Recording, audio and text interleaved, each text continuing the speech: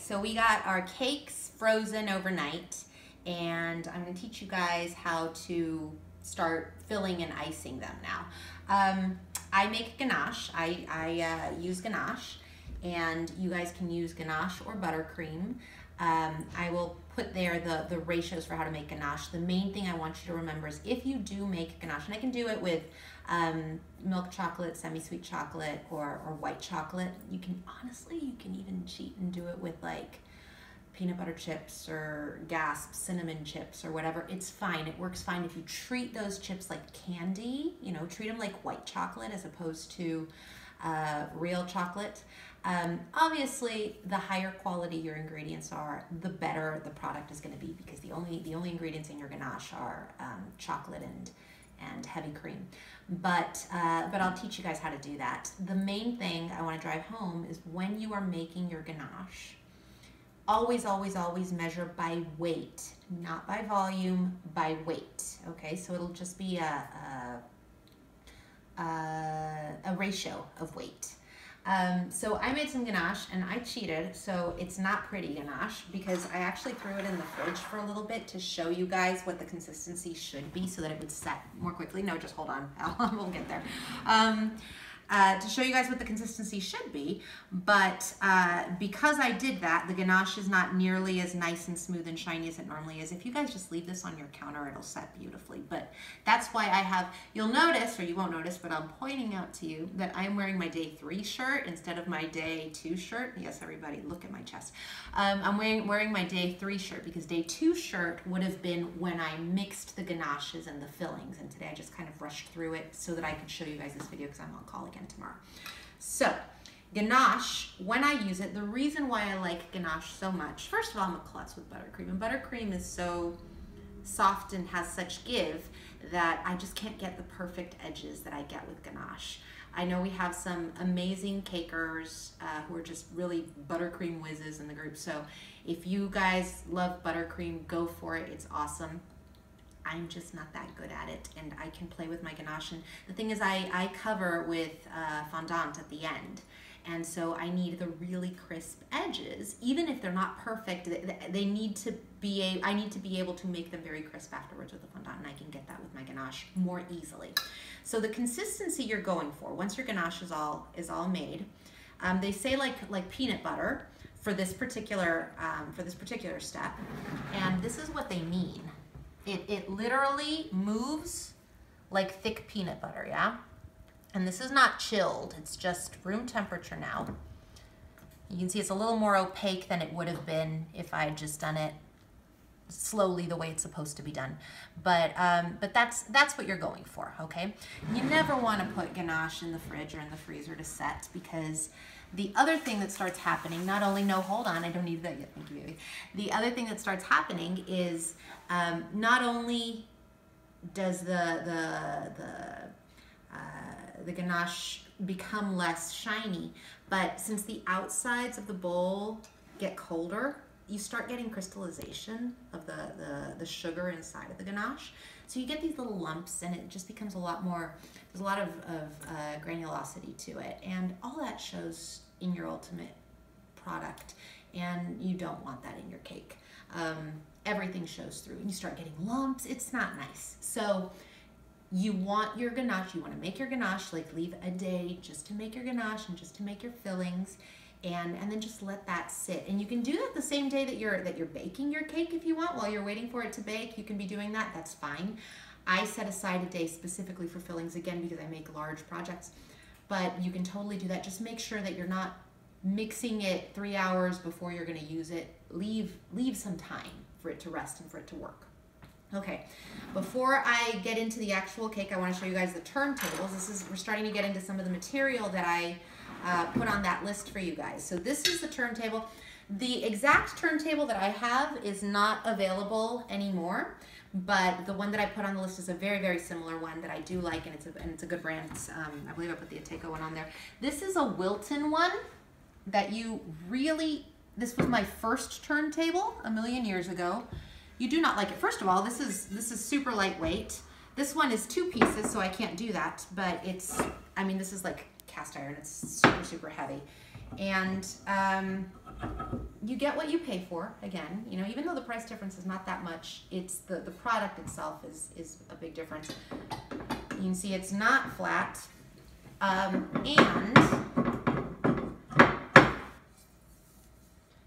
it's all rusted. So like I can't use this anymore to work with food items. I mean, sometimes I'll use it when I'm putting together the cakes and I want to get the dimensions of what I'm doing. I mean, I still use it just to give myself an idea of how things look up higher, and to hold pieces of what I'm doing.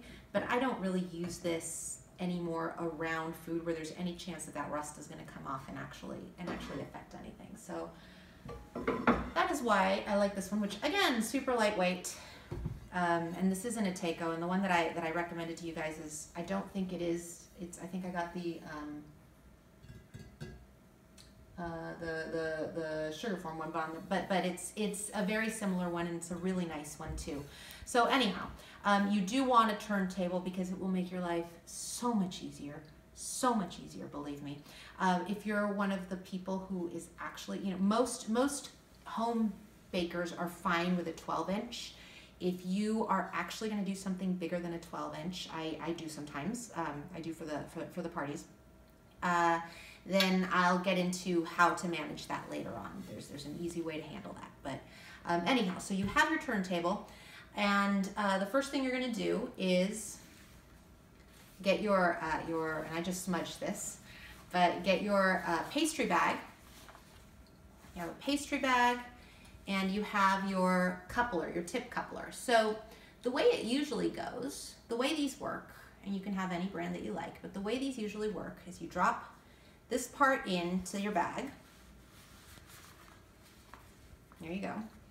And then you would put the tip, whatever tip you're going to use for piping, on top of that, and then you would use the coupler and you would screw it on, and that would hold the tip in place. I'm not going to use tips. In a minute you'll see what my piping skills amount to. But what I do use is this coupler like this, because it holds the diameter of what I want. This is a really good diameter for a good strong dam, and I'll explain what a dam is in just a minute, but this is what I'm going to start out with. One more thing, this isn't a Takeo coupler. There is a Wilton coupler available at, you know, most hobby stores. The reason why I don't like those is because they actually have a bite, and I should have brought one of those out for you guys to see, but it doesn't matter. There's like a bite, like a little wedge taken out of those. And I'm not exactly sure what the purpose of that is, but since I am using this for a dam and I want a nice uniform circumference, having the little wedge just throws off my ultimate product of a dam, so I don't use those. Okay, so now I have my bag and it's all prepared, and I have my coupler there on the end. So I'm going to fill it up with ganache. And the reason why I'm doing this is because I want to make, like I said, a dam. The purpose of the dam is when we start stacking our cakes, when we start making our layers, the dam is going to go around. It's like a rim for your filling. You can fill your cake with anything you want, and we'll talk about fillings in a minute. But this is so you can make a border for that filling so it doesn't go anywhere. And so that there's no contact between the filling and the outside icing, whatever you're using. If you guys are ever going to do fondant, you have to be super careful with the moisture content of what your filling is, because it's all sugar and it'll melt off your fondant, and your fondant doesn't have the proportion of fat to sugar that your buttercream may, so it'll melt through it, and it's really bad. Okay, so now I've got my ganache, and because it's that nice peanut butter consistency, it's not going to come out, so I can just push it there to the end. And use whatever you're gonna be icing the outside of the cake with. That's what you're gonna want to fill your bag with. That's what you're gonna want to make your dam out of. Now, if I were making a buttercream cake, I would use a stiffer dam. So what you might do is if you were filling that with buttercream, take a part of the buttercream that you're going to use and add some more powdered sugar to it to make a stiffer buttercream, like something that doesn't pipe quite as easily. It'll pipe easily through this because it's a nice big circle there, but it's going to be harder to pipe. You know, you're not going to make flowers out of that, for example. Okay, so I've got my 4 rounds here that I made yesterday. And this is perfect. Because you're going to want to start, okay, you're going to want to start, and I'm going to want to put my hair back. You're going to want to start with the, with one of the cakes that has the flat bottoms here. And I'll show you guys what I mean. You know, every time that you level your cakes, you're going to have the bottom of it is going to be the crust, right? The bottom is going to have the crust, and then the top is going to have been leveled off. So the top is going to have crumb on both sides. You want to finish your cake. You want the very top cake layer on each tier to be one of the ones that has the crust on it still, just because it's so much easier to ice than the crumb part, just in case it's thawing. So these are still frozen. So what I'm going to do is I'm going to just start piping a nice rim here of ganache. It doesn't matter if it's freezing the ganache a little bit, you know, it's chilling the ganache. Eventually this will all thaw, but you don't want it to be thawed when you start. It's much easier if it's still chilled. And the whole purpose of having chilled the cake in the first place was to retain that moisture. So if you cover everything, and here's where you want to work fairly quickly, because if you cover everything with icing quickly, then you keep that, you're insulating the cake basically. Okay, so I had to get my filling.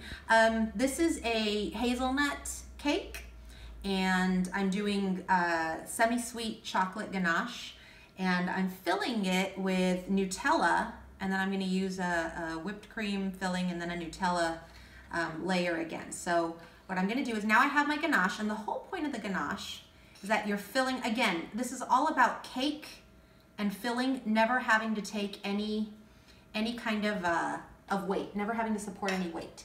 So I'm going to do some Nutella here, and this I can just do with a regular knife. It doesn't matter, with a regular butter knife. But you want your filling, as you spread it, to be down below the level of your ganache, and your ganache is just going to hold all that stuff in, which is kind of awesome. You could do this with pie filling. You could do this with peanut butter. You could do this with buttercream itself. Even when I fill it with buttercream, I still like making a ganache, only because, I still like making a nice sturdy dam, only because if I take buttercream and I spread it across here, it's much easier for me to ensure the uniform thickness of my layer of filling if I have a dam surrounding my buttercream. I know the line, where, you know, my fill to line is up to here. So that's nice. Okay, so there's my fill to line. Keep in mind when you're filling, if you are planning on doing this cake, I'm just making for my nurses for tomorrow. Because again, I'm on call, and I usually bring in breakfast on Sundays, and in this case, breakfast will be a cake. But if you are going to be making a cake that has to sit for days while you decorate it and while you get it ready, make sure your fillings are shelf stable. In this case, it is. Make sure your fillings are shelf stable. Ganache, prepared the way I have it there, is shelf stable. Nutella obviously is shelf stable. Don't use you know, a dairy product or some other non-shelf stable, you know, dulce de leche or something like that if it's not a shelf stable cake and you're going to be taking longer than 4 hours out of the fridge with it. And when I say 4 hours, I mean even counting decorating time, okay? So you're definitely gonna spend more than 4 hours with it out of the fridge. Okay, so now I just line up my next layer as best I can. That looks about right. Okay, I'm gonna pipe another dam.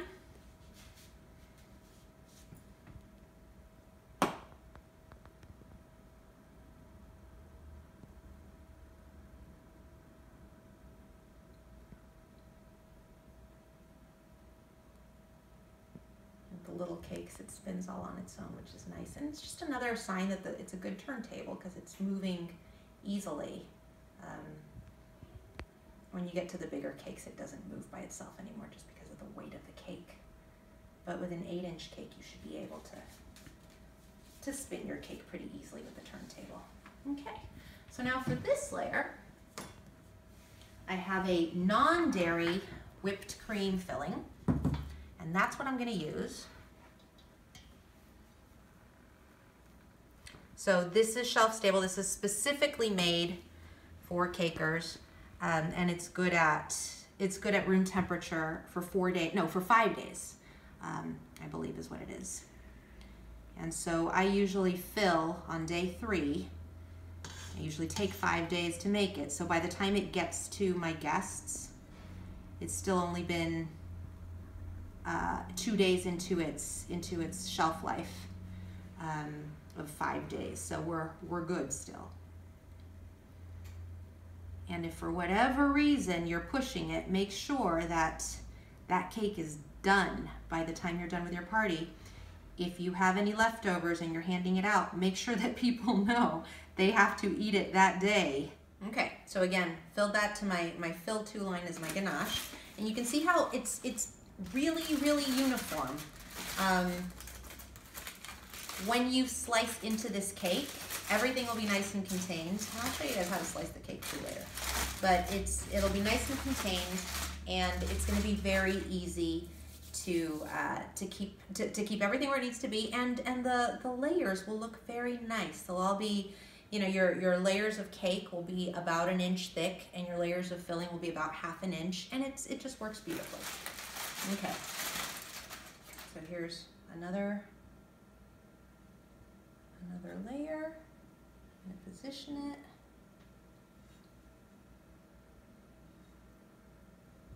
And if you see any filling coming out anywhere, for example, here where you can kind of peek at the filling, you can catch a glimpse of the cream between the cake and the ganache. You're going to take well, I'll show you guys how in a minute. But you're going to fill that. You don't want any of the filling exposed to the outside at all. Okay, that's my third cake, and I'm just going to go ahead and do another one of this. See, the cake is getting heavier now. It doesn't spin quite as easily. I'm going to have to fill this bag up again. I should have filled it up before this one.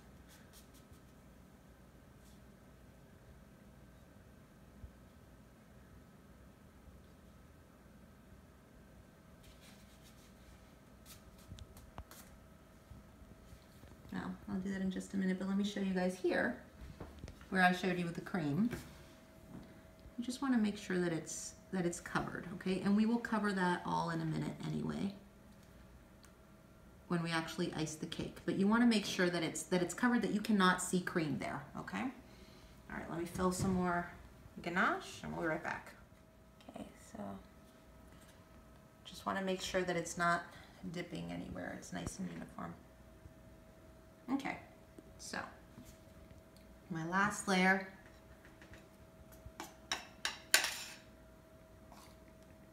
More Nutella.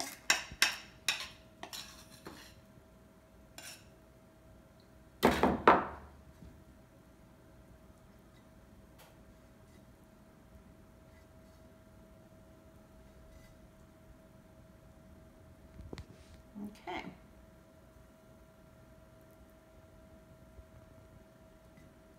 And you can see how that would be a disaster if it got out of the dam.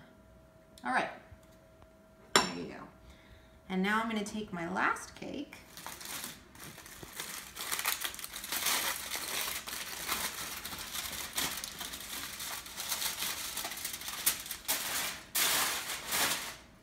And I and use my cake lifter because this one's been out of the freezer a little bit longer than the others. It's going to be a little less sturdy and a little more delicate. I'm going to take that one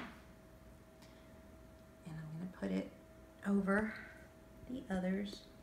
And again, you want to use the one that has the actual flat surface, right? The bottom it was baked on. Okay, that looks pretty centered. Push it a little bit there. Okay, so now I'm going to go through, and like I said before, I'm going to fill any little spots that I find where you can see the cream. And I'm also going to pipe some more, because what I want to do is I want to bring this ganache, I want to bring it out to the level of the cakes, where it's either at the level of the cakes, at the same depth of the cakes, or where it's bulging out. Like for example here, I don't know if you can see, it's bulging a little bit between the layers. No, you need to see it from the side, baby. So you can see that the ganache is actually bulging a little bit there between the layers. Do you see what I mean? So that's ideal. That's how I'd like to have it everywhere. So I'm just going to go over the same spots where I already have ganache, just making sure that I don't have any hollows anywhere, okay? And it doesn't take that much. It's just adding a little extra here and there, wherever it's not bulging up enough. And just as far as the piping bags right now, I'm thinking about it, as you can see, I'm kind of manhandling my bag a little bit. Ganache is, at this consistency, it's pretty stiff. And so you don't want to use disposable bags for this. You really do want to use either cloth or these bags too, and I'll put a link up for those too. But basically, just want something that's not going to tear easily. It's not going to leak or break or tear easily. Okay. Well, I pretty much finished up what's in my bag, so now I can move on to my spatulas. And so I have a palette knife, and I can start using some of this. What I'm going to do is just start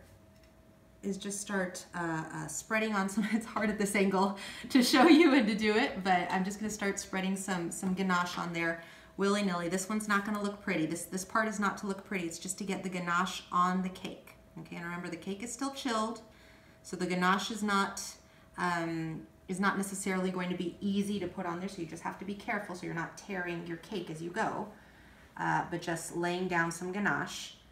Once everything has some smattering of ganache on there, it'll be a lot easier to work with.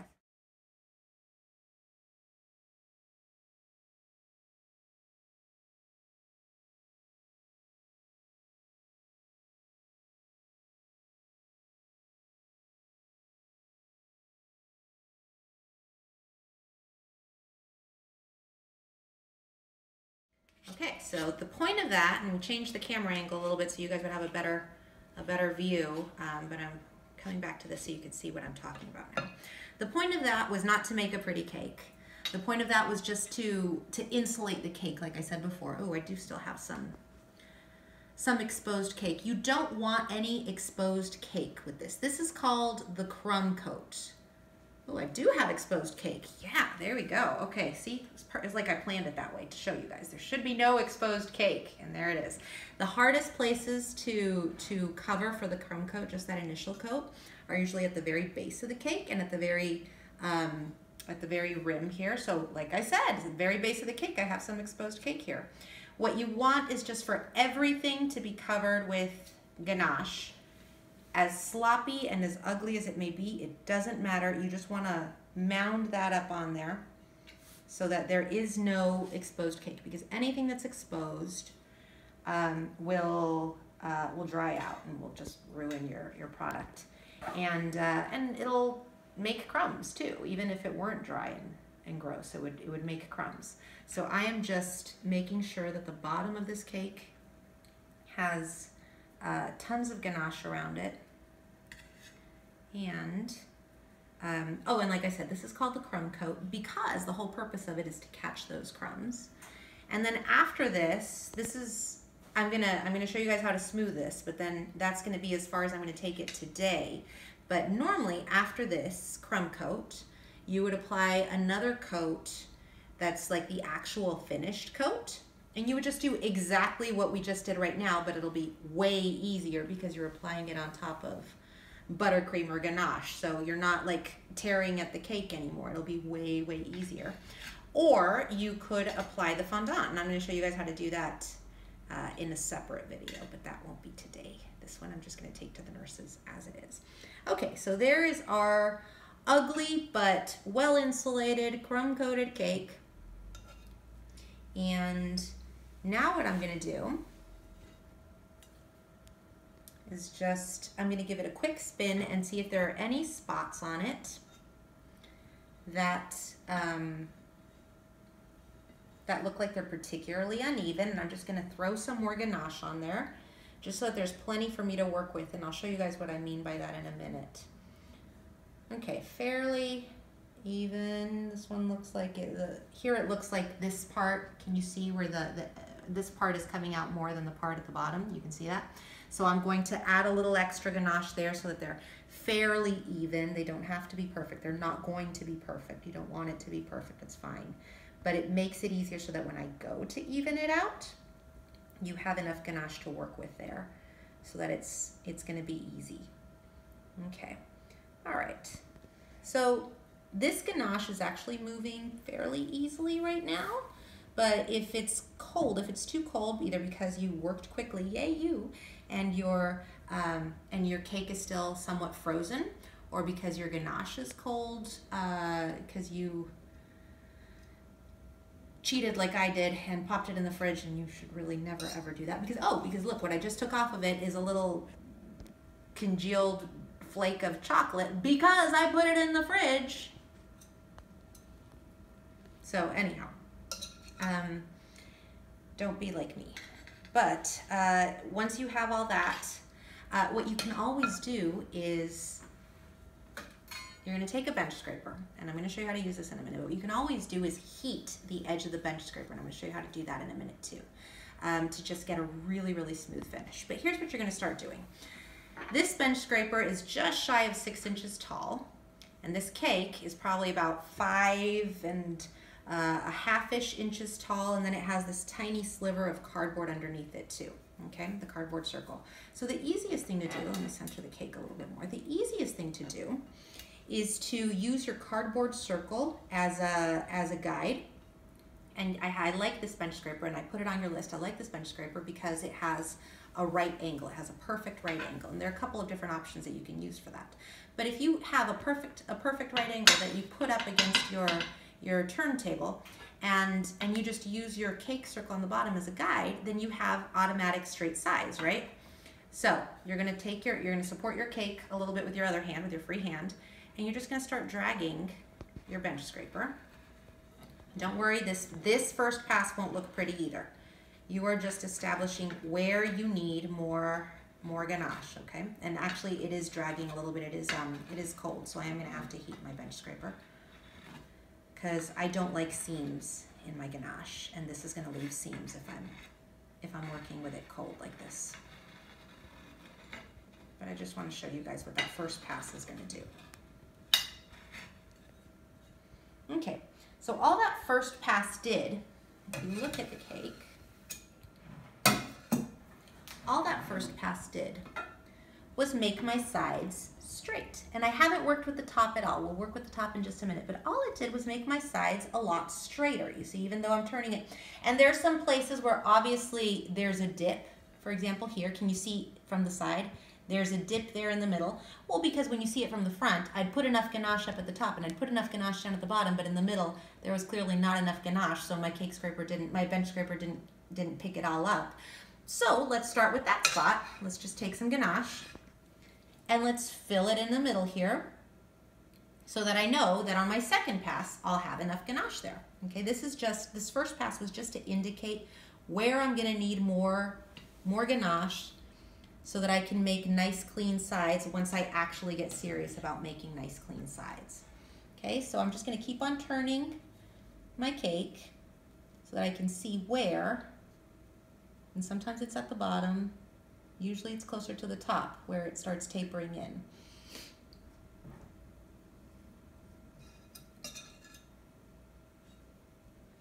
I need some more here. And in a minute we'll make another time-lapse video when I start actually smoothing. Okay, so I'm just going to go all around and fill in any spots that need filling in.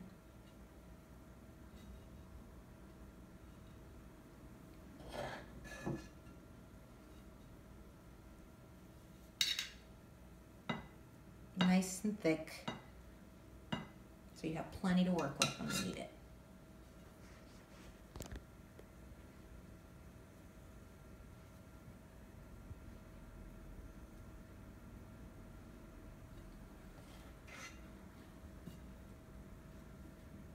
Are they gonna get bored? Should we cut this? Is that a no? No, I think it's fine. You can always trim later if you want. Or do you want me to stop and then? I don't care. I'm asking, like, how boring is this to watch, you know? I feel like it goes on forever and ever, but.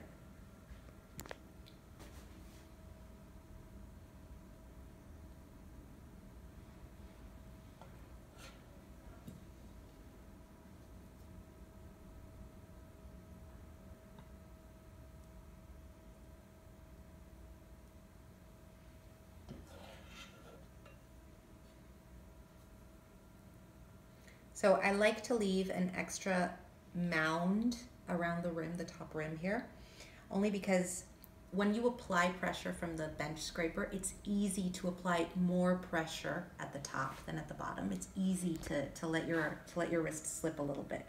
And so your cake edges, which you want to be so straight, will start looking tapered. For example, here, can you see here? I don't know if you can see the angle, how it's sloped kind of in at the top. That's, at least for me, that is the easiest, the first mistake that starts showing up, or the first inadequacy that I start seeing in my cakes. So I like to apply just a little bit extra up at the top so that I have plenty of ganache to work with. Any extra will be removed, but this way there's plenty for me to pick up. Oh, see, I've got some more chocolate flakes here that I need to get rid of, a little crystallized chocolate. Okay. Remember, anything that you leave on your final ganache or buttercream coating here is going to come through on your fondant. So you want nothing. You want it to be as flawless as you possibly can. Okay. You want it to be as flawless as it possibly can, not as you possibly can, right? Okay. Put more there.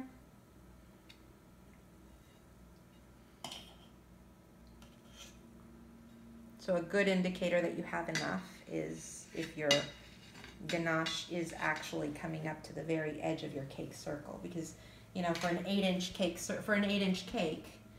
the 8-inch cake is actually just a sliver under 8 inches in diameter, and your cake and your 8-inch circle is just a sliver over. So there is enough, there will always be space between your cake and your cake circle, so you can always use that as a guide to ice it with your bench scraper. If you do the really tall tiers, which is very much in vogue right now, you know, the 6-inch tiers. So some people like to use 3 cakes to bake 3 cake rounds instead of just the 2 that I baked, and then you would do exactly this, but you would go up higher, or even a double barrel cake. Well, we'll get into the double barrel cakes later. Let's leave that for later. But if you like to do a 6-inch tall cake, you'll just add your tiers, and instead of a regular bench scraper, you might want to use one of these. And this is a Wilton one, and it works just fine. This is about, I want to say this one is about 9 inches tall. Yeah, just about 9 inches tall.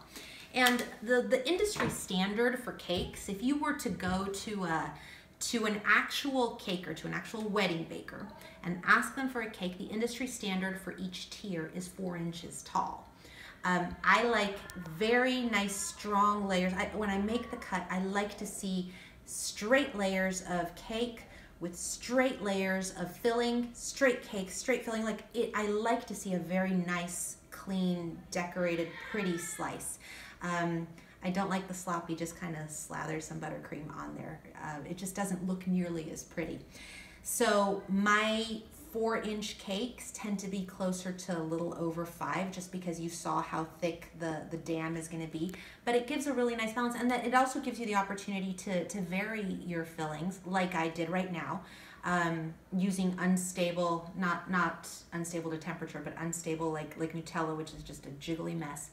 Unstable fillings, knowing that your dam will hold it and that everything will be nice and tight. And you can combine your flavors that way, because I didn't use Nutella all throughout because it would just be overwhelming. But if I put a layer of cream down in the middle, then it just kind of combines more nicely. So anyhow, okay, I'm going to heat up this bench scraper so that I can get a smoother ganache finish here. And so all I'm gonna do is hold it. Well, I'm gonna clean it first because this has chocolate and it's gonna burn. But I'm gonna clean it, and then I have a gas oven, but it also works with an electric if you're careful, or with a candle or with a lighter, with whatever. You just hold it to the flame. You just pass it through the flame really quickly just to warm this. You're not making it hot. You're just making it warmer. And then you just come straight back to your cake. So you have everything ready, so you can just go with it, okay? I'll be right back. When I come back here, this will be heated. Okay, so now I've got this, and this is nice and warm. Obviously, it's not hot. I'm not hurting myself here. But I'm just gonna do exactly what I did before. And I'm just gonna start smoothing it a little bit.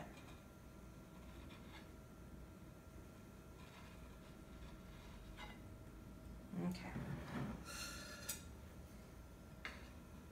You want to be careful when you do wash your bench scraper. You want to make sure that it is actually dry, because water seizes up chocolate. That's just poor form. I know nobody's going to see it.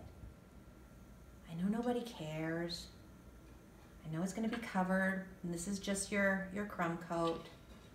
I don't like sloppy. So just don't, make sure that, oh, and later on when you're actually working with fondant or gum paste or whatever, water melts sugar, right? So you never, never, ever want anything to be wet. When we decorate, when we paint or whatever, we always do that with something that evaporates moisture quickly, such as Everclear or vodka or clear vanilla extract, something with a high alcohol content, or lemon juice, something that's gonna evaporate quickly. Okay, so there's one pass, and I can see spots where I need more ganache, so I'm just gonna keep on doing this until I have enough ganache. And honestly, one of the main reasons why I'm having to do this so many times right now is because I made just barely enough ganache. Normally I make buckets and buckets full, and I made just barely enough today because I was only making the one cake, and I'm not used to just making one cake at a time. So I probably should have been a little bit more generous when I made some, but I apologize. You would have fewer passes if I had just done it correctly from the beginning and just put on a ton of ganache where I needed to put it. That's all right. We'll get the same result. And you'll notice that I'm leaving the top till the end. And I'll show you why in a minute, just because it's easy to fold over the edges at the very end. Okay, so as I'm going, and all I'm doing is using my palette knife to just scrape up against the big globs of ganache that I just left, just to leave it somewhat somewhat flattish so that I can, when I drag my bench scraper through there, it's not picking up tons and tons at a time. Not that it can't handle it, but you know, the more debris you have on your bench scraper, the sooner you have to go wash it off and start from scratch again, right? And that's a huge deal, guys. When you're working with sugar, everything gets sticky very quickly. So you do find yourself either having 3 versions of every tool or washing a lot. Don't be afraid to wash, okay? Tools, palette knives, bench scrapers, cake lifters, knives, when you're actually working with fondant, all these things cut and shape so much better if they're actually really, really clean. So just clean. Okay, so what you're gonna see me doing here is when I mounded it up, I left a little rim around the edge, right? So anything that you have there like a rim, just squish it down towards the middle, and we'll deal with it in a minute. But just pat it in so it doesn't come crusting off towards the center. Okay, all right. Now let's take our bench scraper again. And this we could pretty much do as a time lapse if we want to, right?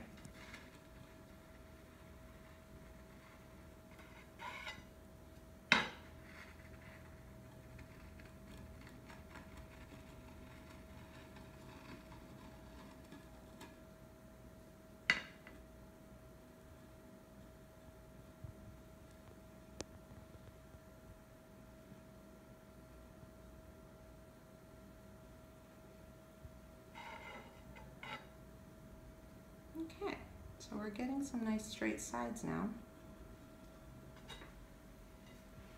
I'm getting some nice straight sides. And now the main thing I have to address here, I still have a couple of dips and pockets that I'll fix.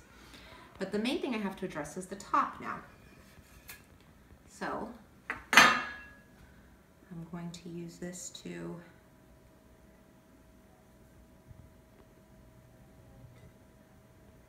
fix in little divots.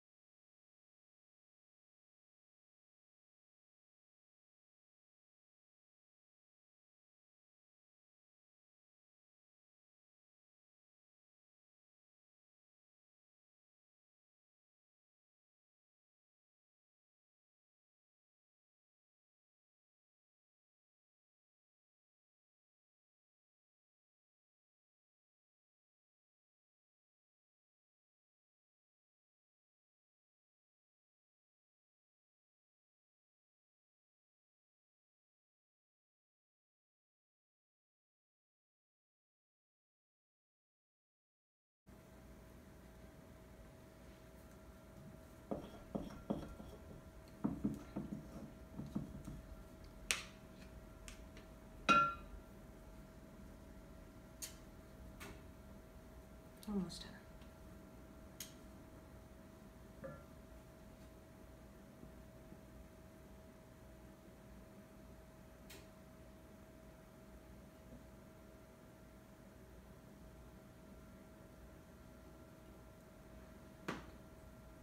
That's looking pretty good, yeah? Yeah, looks good. It's not looking lopsided, is it? Don't think so. Very straight. A little sunken in the middle, but not too bad.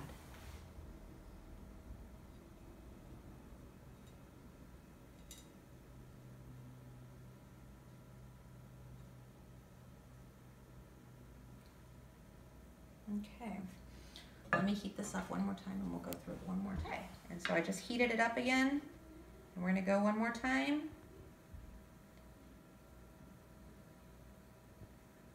And again, this is just a crumb coat. This is not a final presentable version, but you want to get it as smooth as you possibly can. I think we did a pretty good job here. With nice straight sides. I am such a straight side whore, guys. I'm a sucker for perfect sides on a cake. Okay, so I'm just using this to bring it in, to fold in those edges, and then what you can even do is have a little extra ganache. Again, don't be like me, have a little extra. But what you would do there is you would, because this unevenness at the top of the cake is all just ganache. It's not the cake itself, it's ganache. So what you would do here is you would take your, there we go, you would take your bench scraper itself, and you could just drag it across, or you could take one of the wide bench scrapers and drag it across. I know Natalie has shown us on the site how to use the acrylic discs, and those are great if you're working in buttercream or ganache, whatever. But like if your finished product is going to be that buttercream, then it's definitely worth getting it perfect here. With fondant, you still have a little bit more leeway. And still. Okay, let's go with that for now.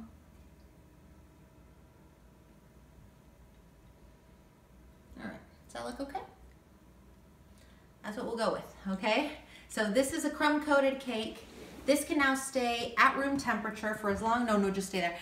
This can just stay at room temperature for as long as you need. Well, not for as long as you need, but as long as you need to decorate it. Again, this was all shelf stable for 5 days. So starting now, you would have 5 days if you wanted to, until the whole thing would have to be gone. It won't take that long, but. And then the next step, I would put this off to one side. I would have my cake drum ready, and I'm going to teach you guys how to do all that, how to do the cake drum.